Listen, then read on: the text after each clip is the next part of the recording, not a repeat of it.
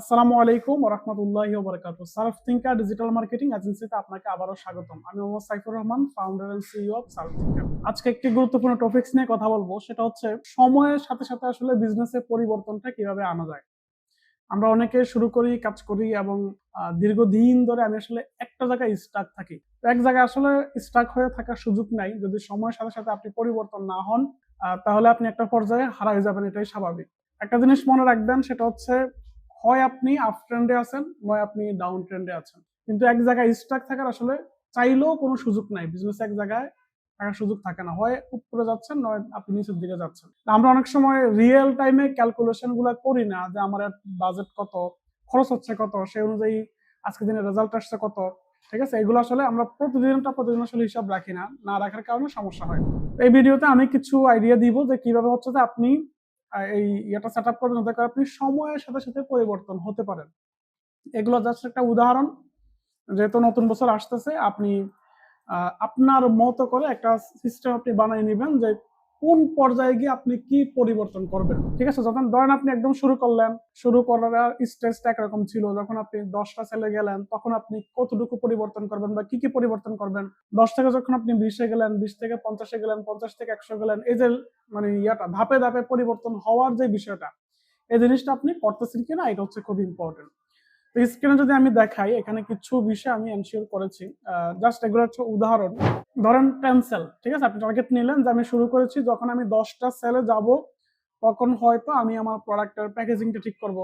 কারণ per day যদি 10টা যায়, তাহলে মাসে হচ্ছে 300 সেল যাচ্ছে, 300 পার্সেল আপনার যাচ্ছে, মোটামুটি ভালো একটা অ্যামাউন্ট শুরু করার জন্য। তো 10টা সেল যদি আমার কনফার্ম হয়, করতে পারতেছি, ওই পর্যায়ে গিয়ে আমি হচ্ছে যে প্যাকেজিং চেঞ্জ করে ফেলবো, যাতে করে আমি আমার কম্পিটিটর থেকে একটু হলো এগিয়ে থাকি, হতে পারে। তারপর টার্গেট নিলেন, যখন আপনি 20 সেলে যাবেন তখন হয়তো আপনি মানে সেল করতেছেন যে সেটার ফানেলিংটা আরো স্ট্রং ভাবে করবেন, অথবা 20 সেলে যাওয়ার জন্য আপনি এই পর্যায়ে ফানেলিংটা ঠিকঠাক ভাবে করবেন, প্রথম দিকে যদি ফানেলিং নিয়ে অগ্রসর না হয়ে থাকেন। তারপরে ধরেন 50 সেলে আসলেন, বা 50 সেল টার্গেট থাকলো, যখন আমি এই লেভেলে চলে যাব তখন আমি হচ্ছে যে একটা সেলস টিম বিল্ড করব। ঠিক আছে, অথবা তার আগেই করতে পারেন।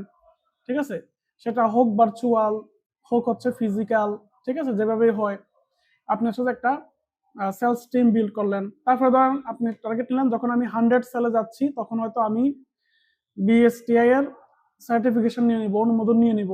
ঠিক আছে, এগুলো জাস্ট একটা উদাহরণ। বিএসটিআই এর অনুমোদন হয়তো আপনার 10টা সেলে যাওয়ার পরেও নিতে হইতে পারে। আবার আমি এমন লোকও পাইছি, আগে বিএসটিআই এর অনুমোদন নিয়েছেন, তারপরে তো শুরু করছেন, কারণ ওই বিজনেসের জন্য বা ওই প্রোডাক্টের জন্য এটাই অনেক বেশি জরুরি। তারপরে ধরেন 200 সেল যখন হবে তখন তো আমি একটা অফিস সেট আপ করে নিব।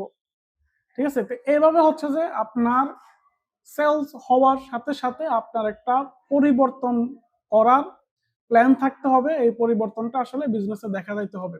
যদি সেটা আসলে না দেখা যায়, তাহলে আসলে বিজনেসে আপনি উন্নতি করছেন না। আর যেহেতু আপনি উন্নতি করছেন না, তাহলে আপনি এক জায়গায় স্টাক হয়ে আছেন। আর আমি প্রথমে বলছি, এক জায়গায় স্টাক হয়ে থাকার কোনো সুযোগ নাই, তার মানে হচ্ছে যে আপনি দিন দিন ডাউনফলে আছেন, ডাউন করতেছেন। তো এটা আপনি নতুন বছরের জন্য সাজাই নেন, যে কোন স্টেপে গিয়ে আসলে আপনি কোন কাজটা করবেন। কারণ সেটা যদি আপনি না করেন, তাহলে আপনি আসলে অটোমেটিক্যালি হারিয়ে যাবেন। তো এটা হচ্ছে এই আপনি আপনার স্টেপগুলো সাজাই নেবেন। আর এভাবে যদি না করেন, তাহলে আসলে কাজটা হয় না। আশা করি ছোট্ট একটা কনসেপ্ট অনেক বেশি আপনাকে হেল্প করবে। যদি ভিডিওটা হেল্পফুল হয়, তাহলে আপনি লাইক দিবেন। যদি কোনো প্রশ্ন থাকে তাহলে কমেন্ট করতে পারেন। যদি আমার চ্যানেলে নতুন হয়ে থাকেন, তাহলে চ্যানেলটিকে সাবস্ক্রাইব করে রাখবেন, যাতে করে ভবিষ্যতে কোনো ভিডিও পাবলিশ করলে আপনি সাথে সাথে নোটিফিকেশন পেয়ে যান। ধন্যবাদ, ভালো থাকবেন। আসসালামু আলাইকুম।